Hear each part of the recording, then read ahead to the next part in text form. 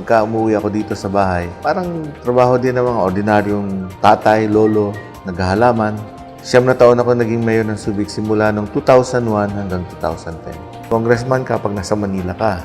2, pag nasa distrito ka, tatay ka, lolo ka. Pagkatapos, as congressman ka o mayor ka ng 3 bayan at isang city. Kami naman ni Mayor Rolen, magkaibigan na kami, magkatagal na, kapitbahay, magkakapatid kami sa isang organisasyon. Iyon ang madalas namin pag-usapan na pagtutulungan namin hanggang sa magawa namin maganda o mapabuti yung trabaho namin.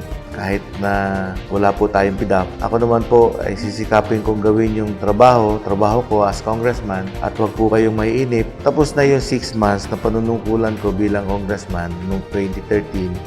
Nag-ayos po ako ng mga papeles, nag-ayos po tayo sa Maynila. Ang 2014 po, doon po uumpisahan po yung pag-aasikaso naman dito sa distrito.